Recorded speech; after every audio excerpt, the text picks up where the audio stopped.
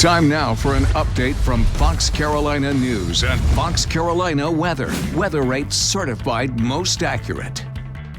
Good evening, I'm Cody Alcorn. Hopefully you had a great Thanksgiving and maybe a busy Black Friday, but hopefully you're enjoying your evening. We'll check in with Chief Meteorologist Kendra Kent in just a couple of seconds to see how your weekend is shaping up.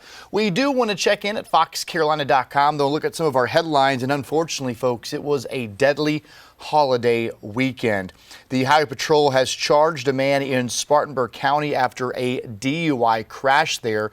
That suspect is still in the hospital, but this happened around 9:22 last night on Paris Bridge Road. We're told that a driver crossed the center line and hit an oncoming vehicle. Troopers identified the driver of the truck as Jamels Elliott Floyd, 43 years old. He's been charged with DUI resulting in death. He is again in the hospital. He's not been released yet. The coroner identified the victim as 20-year-old Erica Grace Soulsby. She died at the scene.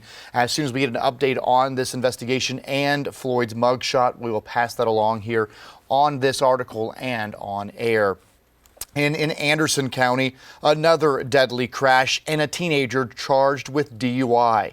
This happened last night around 8 o'clock in Anderson County, just west of Pelzer on Lake Road near Riley Road. Again, that's in West Pelzer. The coroner identified the victim here as 21-year-old Charlton Pierce Williams. He was taken to the hospital but died just before midnight last night. He was a passenger inside the vehicle and was not wearing a seatbelt. The troopers there on scene arrested another 18-year-old was actually hurt. I should say, excuse me there.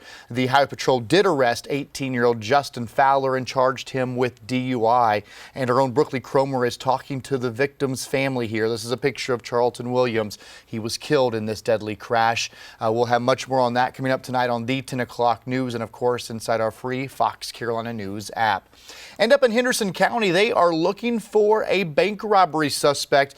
Take a look. They say this guy right here robbed a bank in Etowah, North Carolina. That's again in Henderson County. Happened today.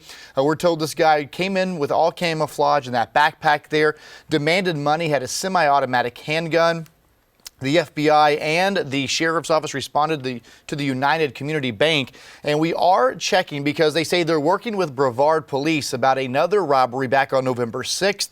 The guy walked into the first bank just almost identical camouflage on and robbed that again. So we do know that the Henderson County Sheriff's Office has reached out about that robbery. And don't forget, real fast, tomorrow is Shop Local Day, folks. That is when you should be supporting your local businesses. It's Small Business Saturday, and we have all of those businesses you can visit here at foxcarolina.com in downtown Greenville. They're asking folks to also share on social media using the hashtag ShopGVL. So those are a couple of the big stories we're following this Friday evening. Of course, wrapping up Thanksgiving, Black Friday, and now looking ahead to the weekend. Kendra, many folks may be heading out tomorrow to shop local. And how's that forecast looking? Well, you know, it's going to be a little cool in the morning and maybe some clouds. We have some showers that may move through during the late night hours, but by tomorrow morning, we should see a good clearing for our Saturday. So by 10 a.m., plenty of sunshine and temperatures in the mid-50s. It's going to be a bit cooler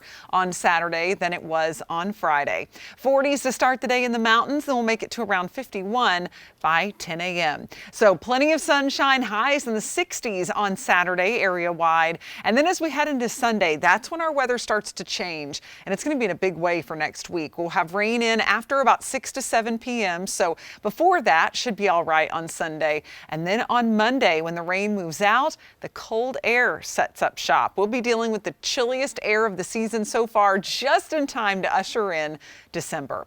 Of course, you'll want to check in on the 10 o'clock news throughout this weekend. Meteorologist Bob Trihey will have the latest on what you can expect.